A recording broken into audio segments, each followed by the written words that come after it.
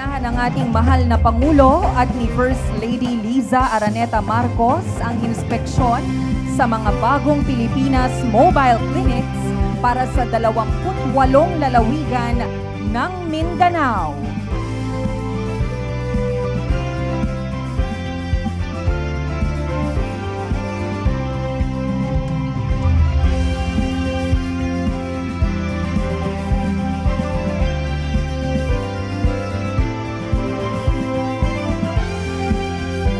Kasalukuyan din pong nagbibigay ng briefing ang kalihim ng Kagawaran ng Kalusugan, Secretary Teodoro Herbosa, patungkol sa ating programa.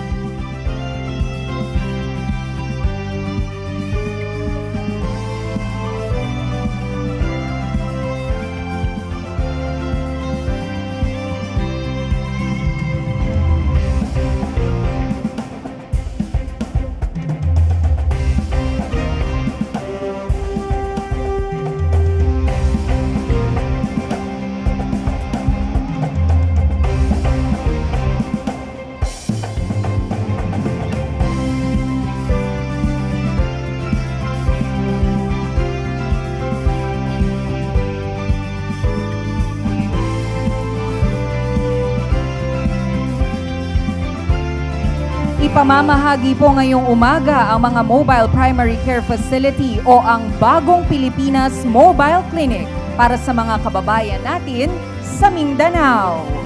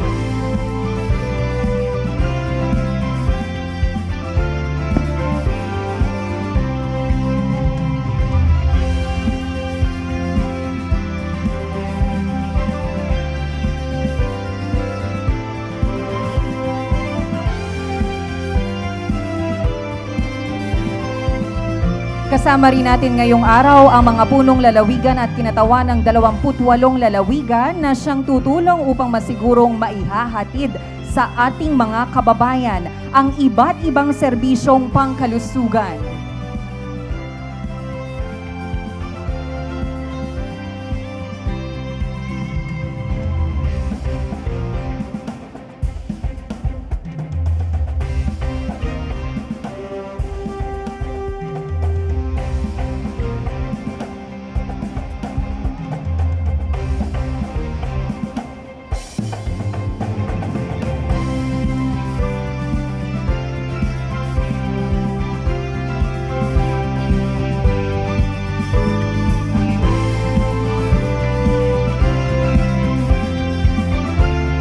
Kabilang sa mga nakapaloob sa mga mobile clinic na ito ay ang early diagnostic procedures gamit ang iba't ibang teknolohiya.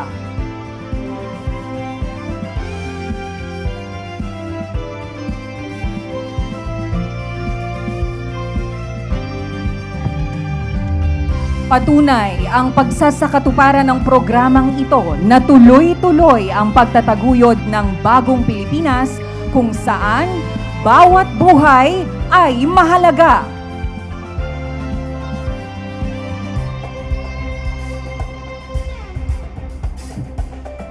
Muli mga kababayan, ang Pangulo ng Republika ng Pilipinas, ang kagalang-galang Ferdinand R. Marcos Jr. Kasama ang unang ina, Luis Araneta Marcos.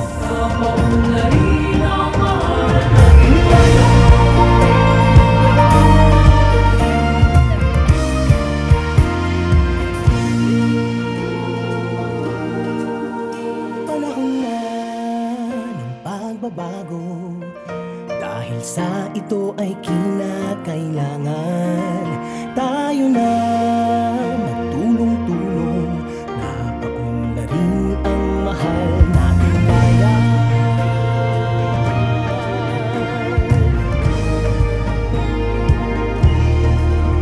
Panahon na ng pagbabago at iayos ang mga dapat ayusin. Ang lahat po ay manatiling nakatayo para sa pambansang awit ng Pilipinas. Dito sa atin Ng pagbabago patungo sa pag-assess.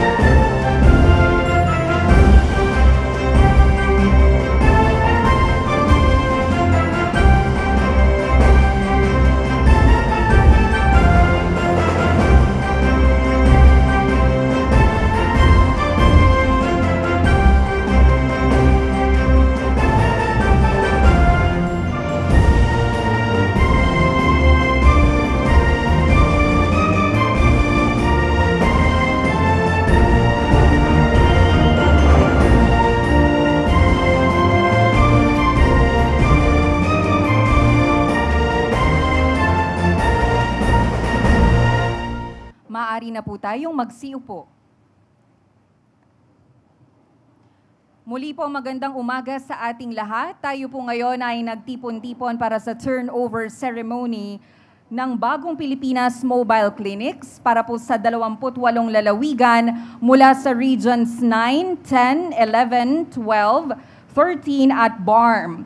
Upang formal na simulan ang ating programa, tinatawagan po natin ang kalihim ng Kagawaran ng Kalusugan, Secretary Teodoro Horbosa, para sa kanyang pambungad na talumpati.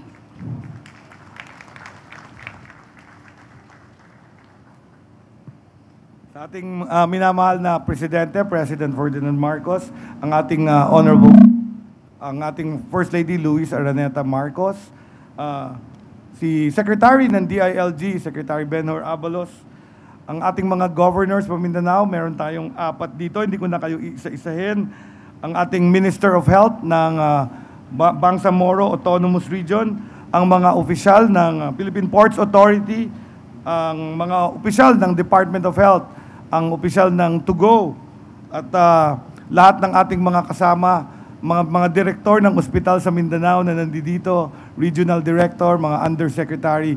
Isang magandang umaga, malusog na umaga sa inyong lahat.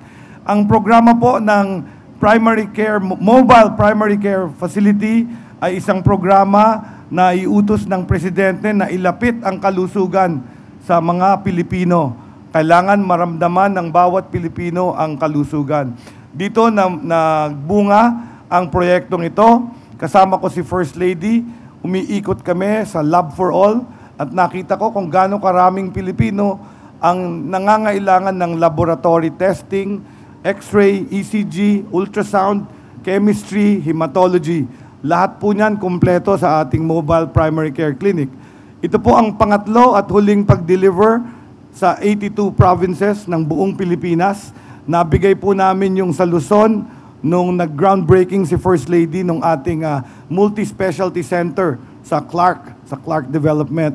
At doon pinamigay yung Northern and Central Luzon. Nagbigay na rin tayo sa Southern Luzon and Bicol. At sa Visayas naman, kasama ko rin si First Lady na unang binigay noon sa anibersaryo ng lalawigan ng Cebu.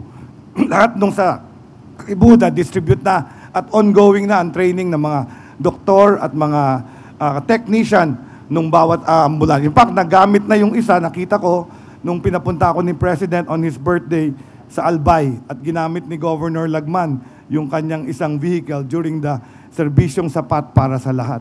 So today, i-distribute ng ating mahal na Presidente ang mga para sa probinsya at lalawigan ng Mindanao. At dito, gusto ko sanang introduce ang isang audiovisual presentation tungkol sa proyektong ito.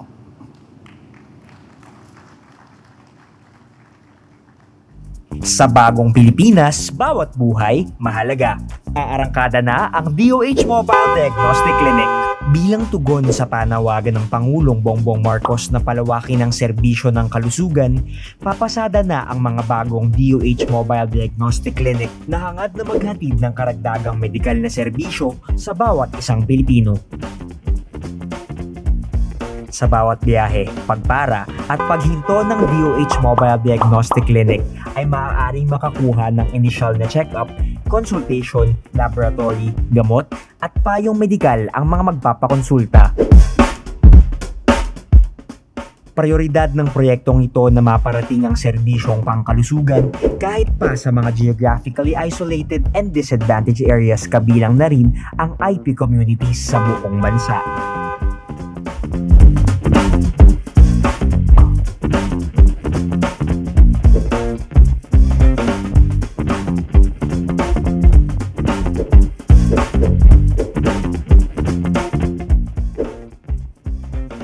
Bit-bit nito ang layuning maparamdam sa bawat isang Pilipino ang totoong diwa ng bagong Pilipinas, kung saan bawat buhay ay mahalaga.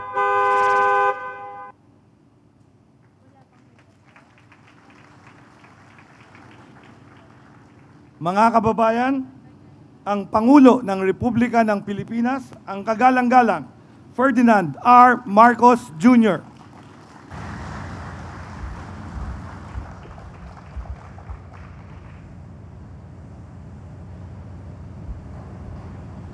Maraming salamat sa ating Department of Health Secretary, Secretary Ted Herbosa.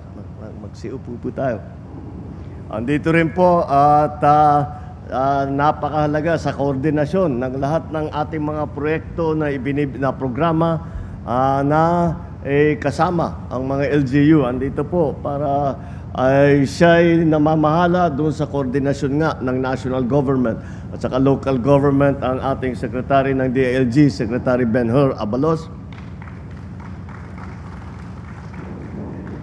Ating mga ama ng iba't ibang lalawigan, Zamboanga del Sur Provincial Governor Victor Jo Yu, Zamboanga Sibugay Provincial Governor Dulce Ann Hofer, Davao de Oro Provincial Governor Dorothy Montejo Gonzaga, Maguindanao del Norte, Provincial Governor Abdullah Makakua. Andito rin si Dato Pax of Maguindanao, of Sultan Kudarat. Magandang umaga. The Philippine Ports Authority General Manager Attorney J. Daniel Santiago. The 2GO Chief Financial Officer Will Howell. And all of these introductions will not be complete without this most important introduction to the First Lady, Luis Araneta Marcos. My fellow workers in government, friends and partners from the private sector, ladies and gentlemen, good morning. Tayo po ay naririto kasama ang Kagawaran ng Kalusugan upang ibigay ang 28 bagong Pilipinas mobile clinic sa iba't ibang probinsya ng Mindanao. Talagang marami pang kailangan ayusin. Marami po kailangan ayusin para sa sistemang pangkalusugan dito sa ating bansa. Ngunit, malinaw ang ating layunin. Bawat Pilipino ramdam ang kalusugan. Ang pagbibigay ng pangangalagang pangkalusugan sa lahat ay isang hamon na nangangailangan ng koordinasyon at matatag na pamumuno sa bawat antas ng pamahalaan. Noong nakaraang araw lang po ay namahagi rin po tayo ng Patient Transport Vehicle kasama ng Philippine Charity Sweepstakes Office. Ilan lamang po ito sa mga hakbang ng administrasyon patungo sa mas malusog na Pilipino sa ilalim ng Universal Healthcare Act. Para sa ating mga nakatira sa lungsod at bayan, madaling sabihin na ang pagpunta sa ospital o sa klinik ay isang mabilis na biyahe lamang. Pero sa ibang bahagi ng bansa, ang pagpunta rito ay parang isang masalimuot na paglalakbay. Minsan, kinakailangan pang sumakay ng bangka, maglakad ng ilang oras, magdasal na sana'y makarating ng ligtas, magbabayad pa ng pamasahe. Dito natin makikita, hindi lang distansya ang kalaban, kung hindi ang oras, ang pagod, ang gutom, at pangamba, at ang gastos. Ang mga mobile clinic na ito ay bahagi ng ating malawak ng pangmatagalang plano sa ilalim ng Health Sector 8-Point Action Agenda. Sa pamamagitan ng mga mobile clinic at sa tulong ng lokal na pamahalaan, inaasahan natin na mapapalapit ang serbisyong medikal sa mga lugar na matagal nang nangangailangan ng higit na atensyon. Ang mga geographically isolated and disadvantaged areas o yung tinatawag natin na GIDA. Sa loob ng bawat unit, mayroong isang X-ray, ultrasound, at laboratory equipment, mga pangunahing kagamitan na makakatulong para sa early diagnosis. Inikot po kami ni Secretary Herbosa sa loob ng isang nitong mga lab na van ay nakakagulat na ipagkasya nila lahat ng mga equipment na talagang kinakailangan kapag meron tayong mga tawag natin dati medical mission. Siguro ngayon hindi na medical mission dahil lahat ng pupuntahan nito ay magko-conduct ng medical mission. At lampas pa sa medical mission ito dahil tayo sa LGU. Ang medical mission lang natin, magpapadala tayo ng maraming doktor, ng dentista, sinasamahan natin ang mga ibang agencies of government, meron sa medical supply, ganun. Yun lang. Kung meron mang kukunan ng dugo, kung meron kailangan ni gagawa ng testing, iuuwi pa sa ospital bago makuha ang resulta. Ngayon, nandito na sa loob, nagulat nga ako it's very impressive. Pinagkasya nila lahat itong mga sophisticated na equipment. At dito sa van na ganito, at kung nakita naman niyo, parang coaster lang ito eh. Kahit saan, makapasok sa atin. Kahit yung maliliit na lugar, makakapasok yan.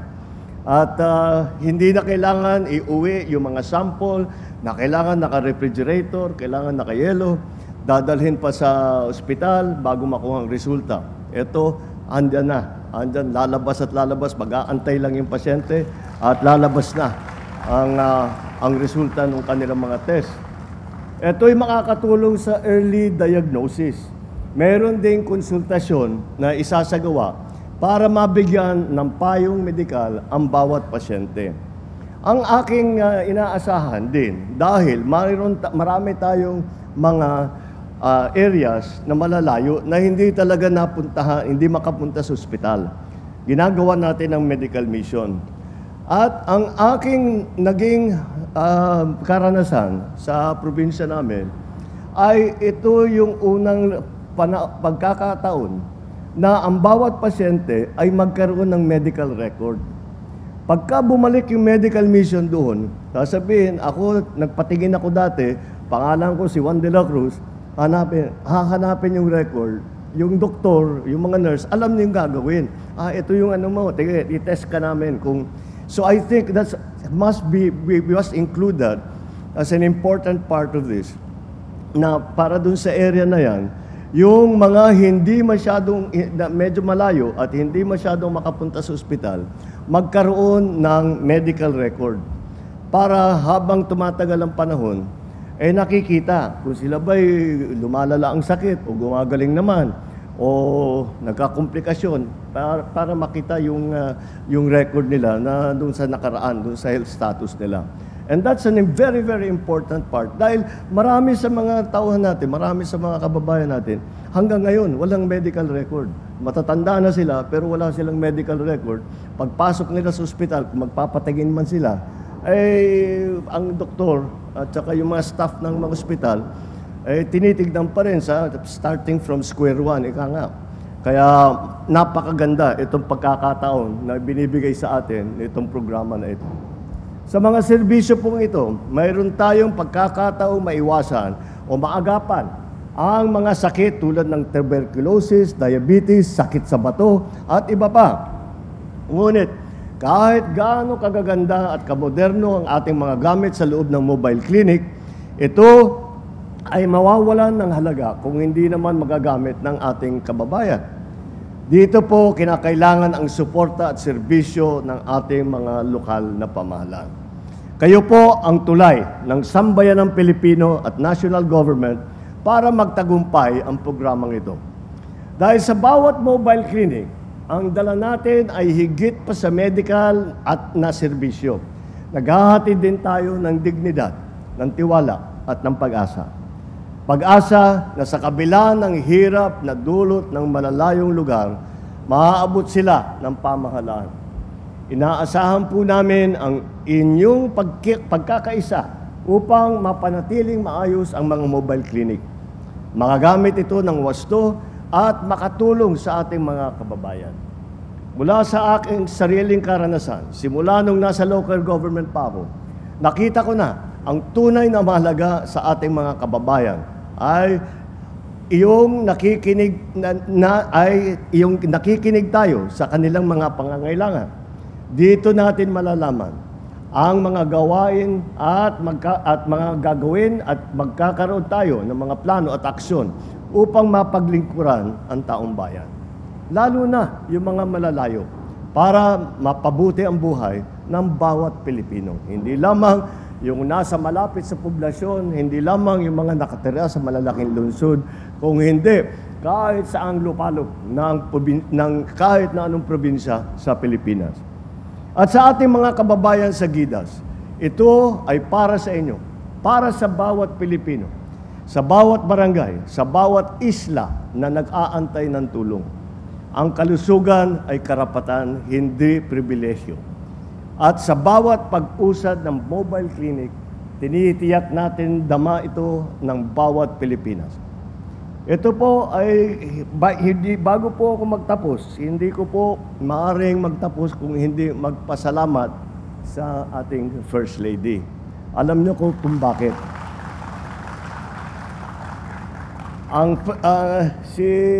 Si Lisa ay meron siyang proyekto na tinatawag Love for All. Yun ang nagdadala ng ganito rin, ganitong klase. Meron silang truck, bus na nagdadala ganyan. At dinadala nila sa bawat probinsya. At binibigay nila.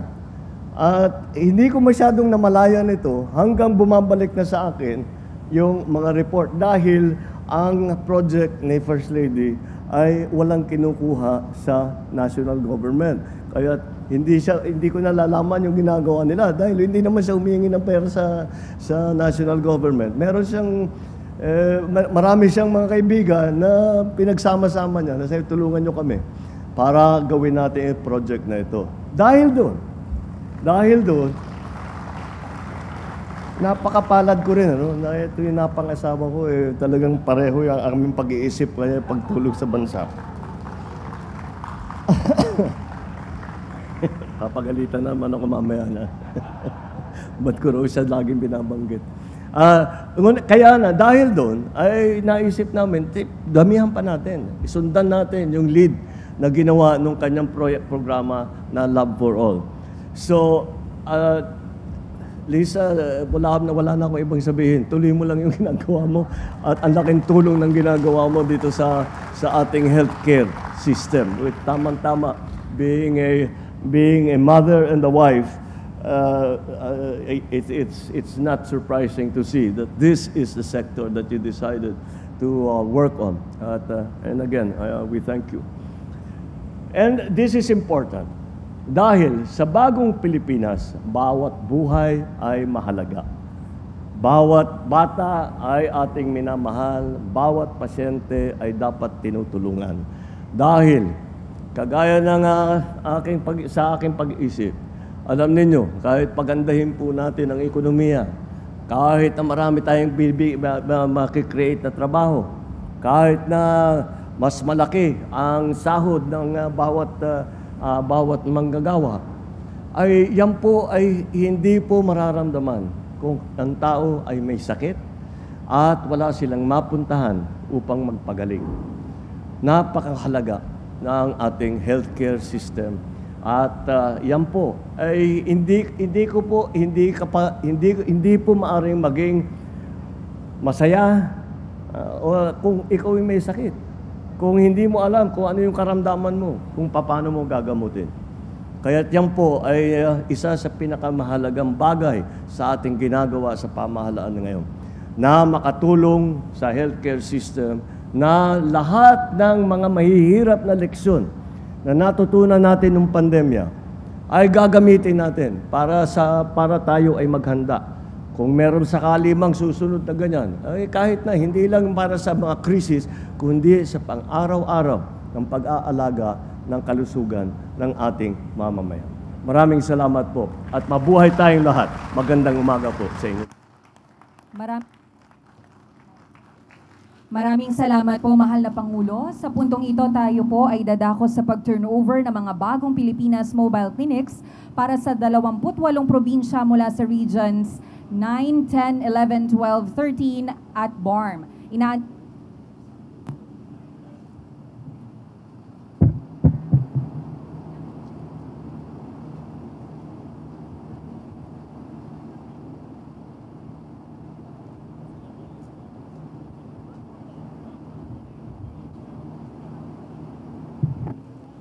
Inaanyayahan po natin sina Health Secretary Teodoro Herbosa at First Lady Luis Araneta Marcos upang samahan ang ating mahal na Pangulo na pangunahan ng pamamahagi ng mga bagong Pilipinas Mobile Clinics.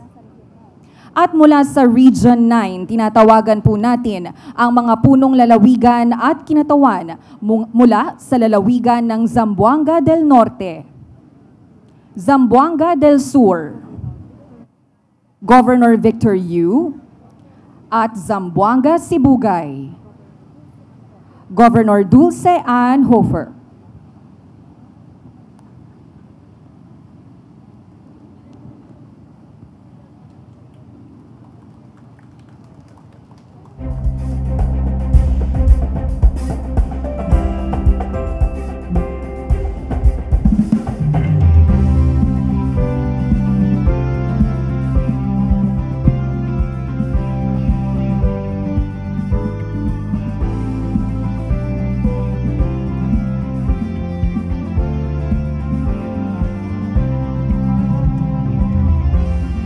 Maraming salamat po. Mula naman sa Region 10, tinatawagan po natin ang mga punong lalawigan at kinatawan mula sa mga lalawigan ng Camiguin, Misamis Occidental, Vice Governor Rowena Gutierrez.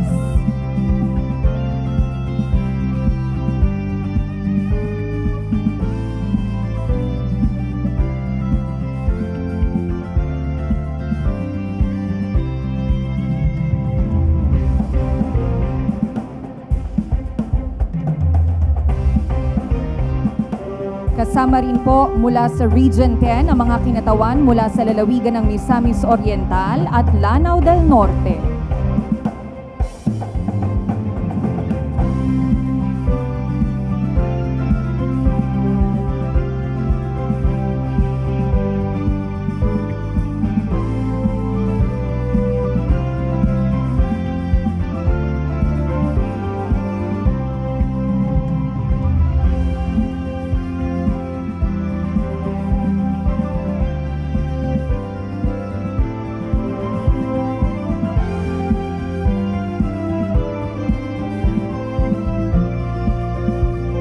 Maraming salamat po. Mula sa Region 11, tinatawagan naman po natin ang mga punong lalawigan at kinatawan mula sa mga lalawigan ng Davao Oriental, Davao Occidental, Davao del Norte, Davao del Sur at Davao de Oro kasama si Governor Dorothy Gonzaga.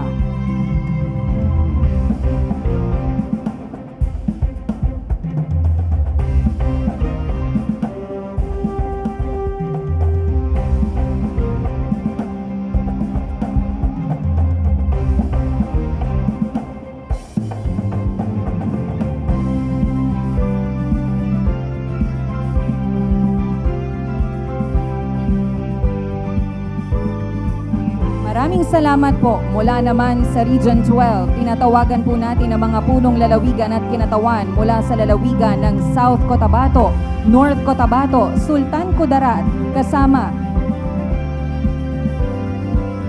si Governor Pax Ali Mangudadatu at ang lalawigan ng Sarangani.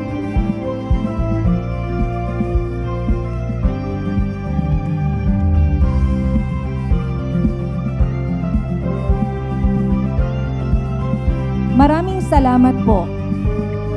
Mula naman sa Region 13, tinatawagan po natin ang mga punong lalawigan at kinatawan mula sa lalawigan ng Agusan del Sur, Agusan del Norte, Surigao del Sur, Surigao del Norte at Dinagat Islands.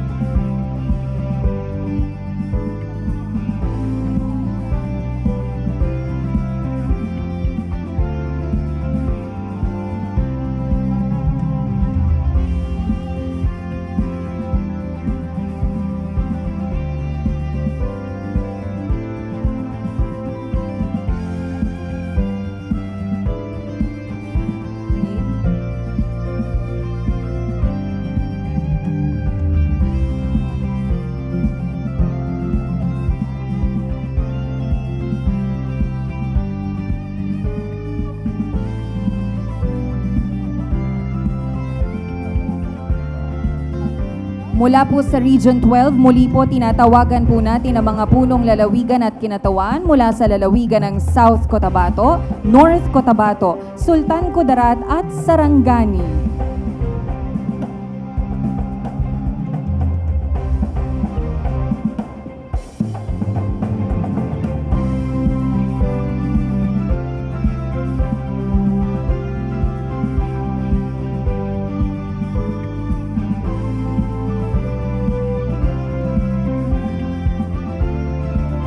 Susunod naman po mula sa Region 13, tinatawagan po muli ang mga punong lalawigan at kinatawan mula sa lalawigan ng Agusan del Sur, Agusan del Norte, Surigao del Sur, Surigao del Norte at Dinagat Islands.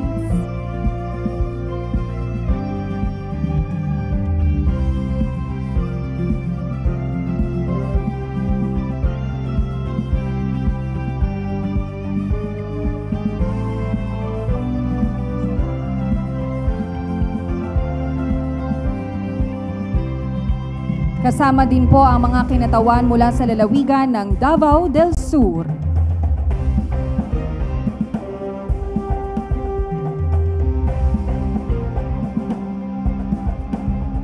Maraming salamat po at mula naman po sa BARM, tinatawagan po natin ang mga kinatawan mula sa mga lalawigan ng Basilan, Lanao del Sur, Maguindanao del Norte, Maguindanao del Sur at Tawi-Tawi. Kasama po ang mga kinatawan mula sa lalawigan ng Sulu.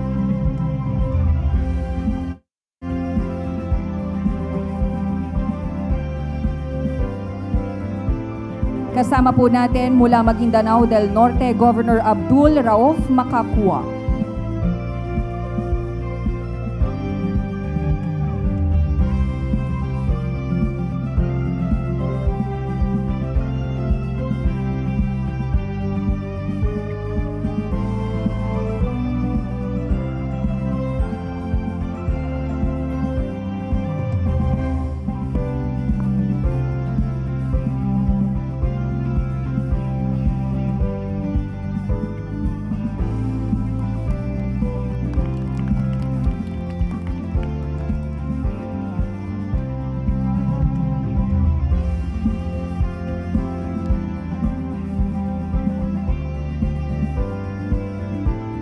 At sa puntong ito, pangungunahan ng ating mahal na Pangulo kasama ang ating First Lady at Secretary Herbosa ang send-off ceremony para sa unang 14 na Bagong Pilipinas Mobile Clinics.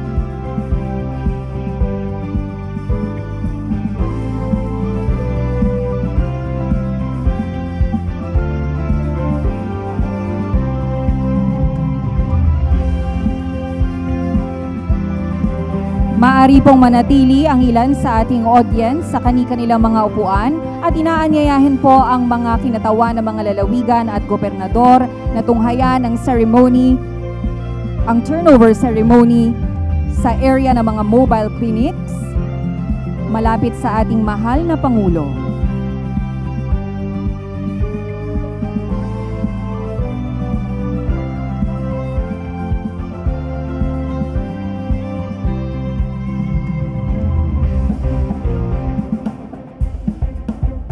Muli po ito ang unang 14 na Bagong Pilipinas Mobile Clinics, samantalang ang natitirang 14 na mobile clinics ay ilululan bukas patungo sa General Santos City.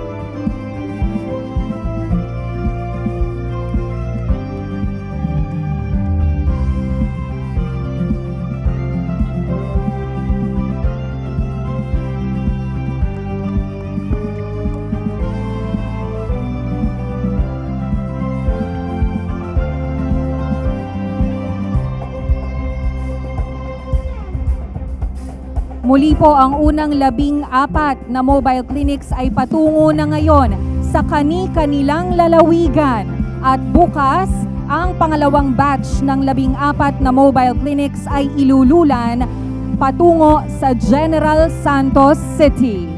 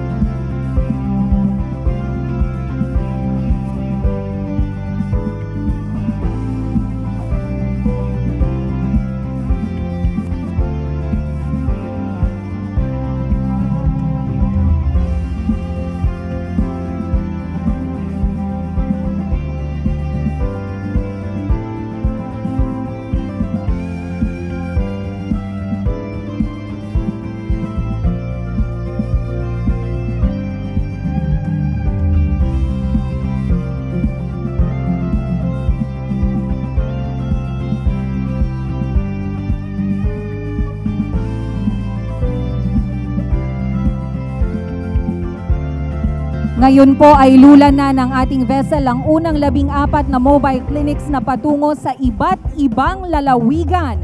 At muli, bukas may isa pang batch ng 14 na mobile clinics patungo sa General Santos City. At dyan po nagtatapos ang ating programa. Muli po, maraming salamat sa ating mahal na Pangulo at sa ating unang ginang at sa ating kalihim mula sa Departamento ng o Kagawaran ng Kalusugan. At dyan na po nagtatapos ang ating programa. Maraming salamat po sa patuloy na pagsulong ng mga proyekto at programa na mangangalaga sa kalusugan ng bawat Pilipino. Maraming salamat din po sa ating First Lady para sa paglapit ng mga serbisyong pangkalusugan sa mga mamamayan at buong bansa. At maraming salamat po sa mga ahensya na nagtulong-tulong upang maisakatuparan ang programang ito. Dahil sa bagong Pilipinas, bawat buhay ay mahalaga nasaan ka man. Muli mga kababayan, ang Pangulo ng Republika ng Pilipinas, His Excellency Ferdinand R. Marcos Jr.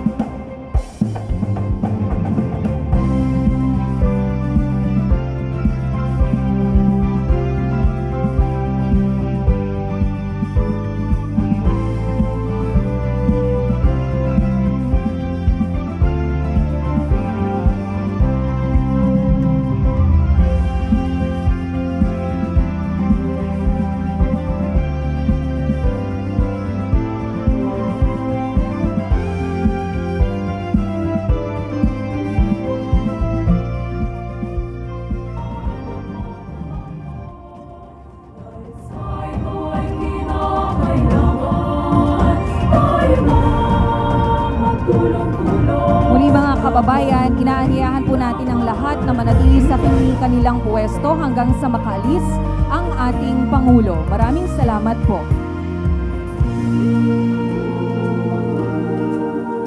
Panahon na ng pagbabago, dahil sa ito ay kinakailangan tayo na magtulong-tulong